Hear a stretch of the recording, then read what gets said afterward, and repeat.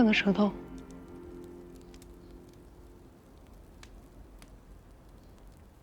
不愧是化疗师，平日身子保养精细，就连恢复起来也比旁人要快得多。我都说了我无妨。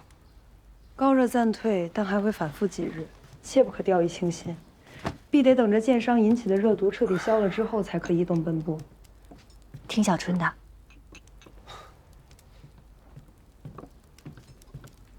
给我吧。我自己来。听小春的，若是伤口再撕裂的话，还得麻烦小春。如今小春要照顾的病人很多，不能再劳累了。病人？是啊，你们不是想知道我们被劫以后都发生了什么吗？我要说出来，你不许动粗。你说说看。昨夜，你们撞见的那2位，便是劫我们的山匪。那日，我们被劫后，他们以砍手作为要挟，逼我给方圆写信，索要赎金。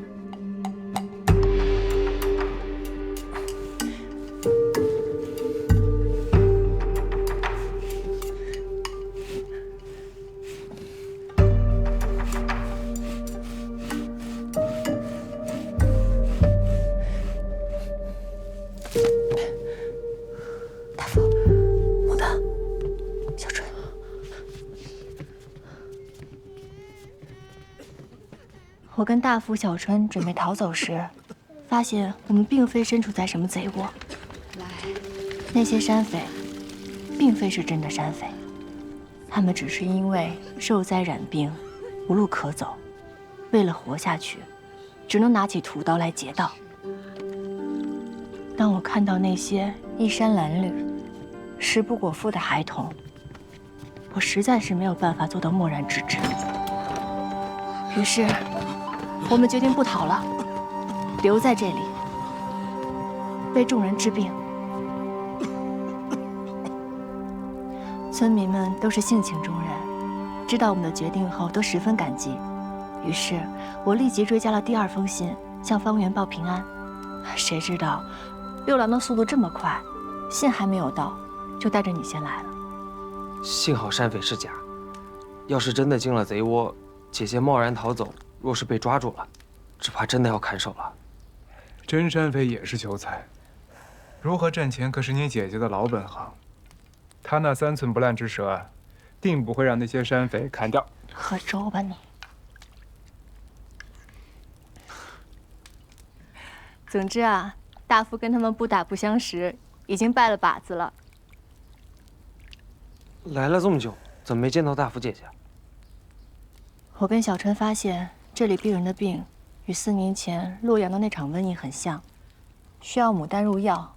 于是我派大福连夜赶回方圆取花，今日应该就可以回来了。你还没说你呢，你的伤是怎么回事儿？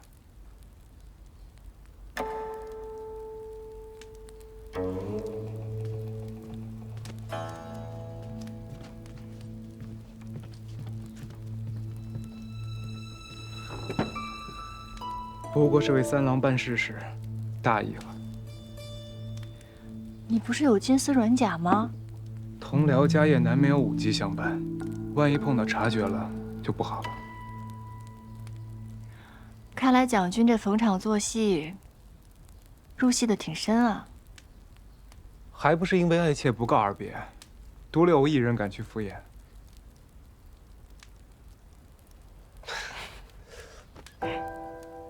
怎么了？是不是伤口撕裂了？我看看，别渗出血来。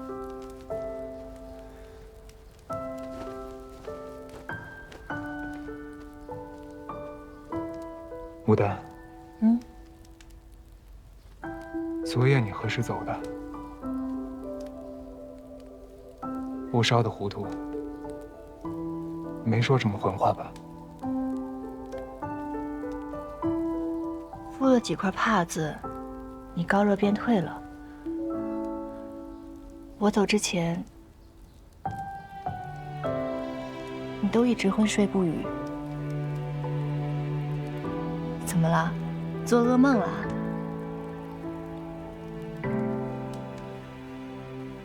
没什么，就是想起昨夜的帕子冰的很。随口一说。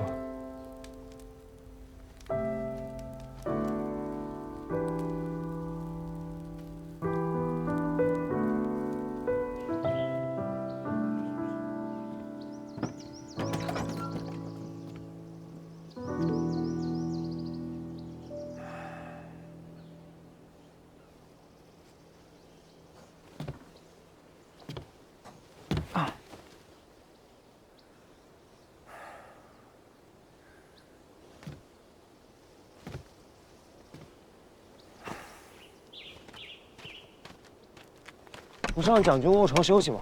怎么出来了？你何时这般关心我了？我是听姐姐的吩咐。马鞍上的血，牡丹看见没有？没有。牡丹在做什么？姐姐去村口接大福姐姐了。去看看。哎，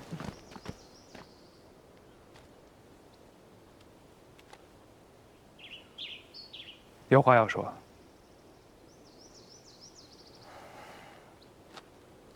姐姐送你的白玉簪，是我折断的。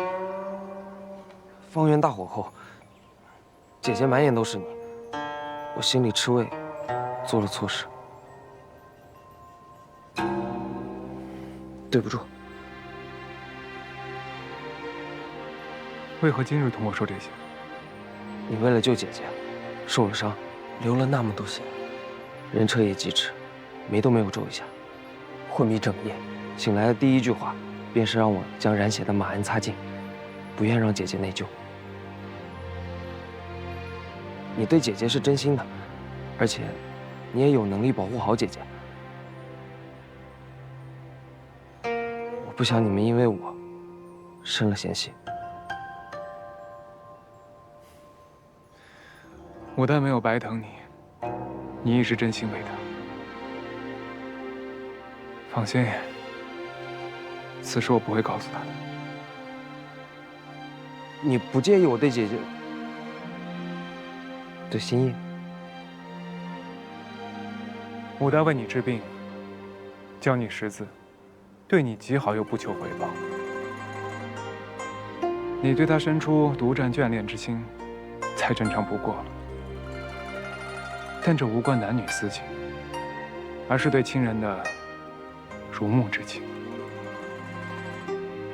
牡丹既认你做了弟弟，即便你犯了错，她也会悉心教导，绝不会赶你离开。